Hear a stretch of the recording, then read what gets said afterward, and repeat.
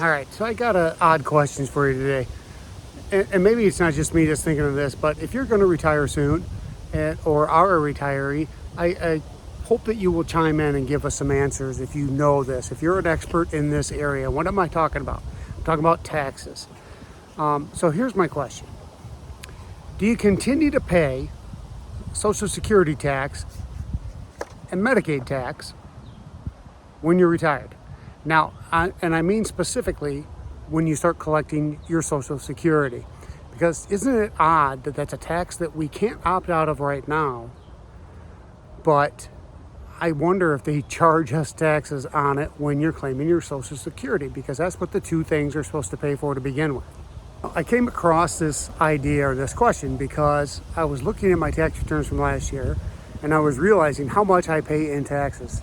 And Illinois is one of the worst states. It's in the top 3 for the worst of everything.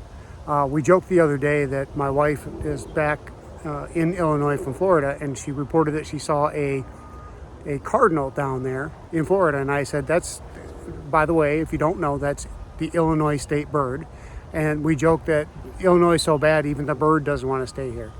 And that's kind of the truth. In state income taxes last year alone, just mine, I paid $6,000 in just state income tax.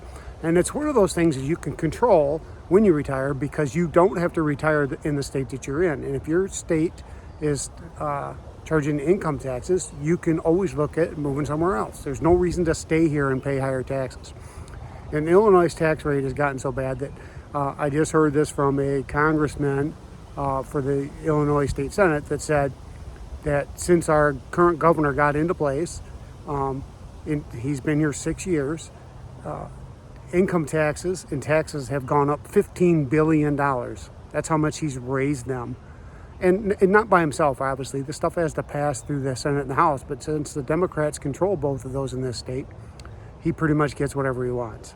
Now, I'm not making a political video here. It's just a matter of facts, is that if you're in a state that charges a lot of taxes for everything, one of the ways you can control your investments and then control your income when you go into retirement is to move someplace where the tax rates are better. Obviously, there's plenty of states, I'm pretty sure it's over 20, I don't know the exact number off the top of my head, of states that do not charge any income tax at all. And where a lot of them make up the difference is in property taxes. But I'd also like to point out that Illinois' property tax is horrible, whereas Florida's is better. And I use Florida because I have more knowledge on that area. And other states might have better rates than that even. But Florida's are a lot better. But they're also talking about, in Florida, actively trying to pursue legislation to get rid of property taxes completely, especially if you've owned your home or been making payments for a certain amount of time. Now, personally, when you buy a car, you don't pay taxes more than once. You pay the tax the day you buy it, and then you're done. Now, the state still gets their money, right? They all get those registration fees and renewal fees every year, which is basically a tax on your car again, which is, to me, is BS. But it is what it is. But some of those things we can't control. And one of those you can control, and that is going to a state that's got a better tax system. You can also, if you are currently own your home, or making payments on a home still, you might want to consider selling to get rid of that property tax. My property tax bill up here in Illinois was $7,200 a year. So I took all of these non-negotiable taxes and I added them together. This does not include the property tax because that only applies if you have property.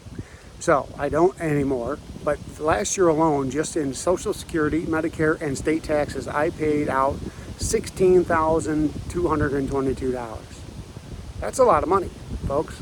And if you are in a similar situation, that's what made me wonder. Well, if I go into retirement and I start to collect my Social Security, do they tax me the Social Security and Medicare tax? Those two taxes alone were over $10,000 of this tax money. Over 10,000 of it was just for those two things. So imagine they've been getting that from each and every one of us, for 40 years, which is one of the reasons I think that, like we should be, we're upset that we may lose benefits in Social Security after we've been paying in. And it's not optional. That, as far as I know, it's not legally optional to opt out unless you get paid cash somewhere. And I think one of the ways they could correct this whole system for Social Security would be to make every one of the accounts individual accounts, meaning like a 401k. Like they take the mandatory amount out to cover. I don't know why they would need to do that, but then that money stays in there and it's accumulating based on you and how much money you make. And then it's your money when you retire.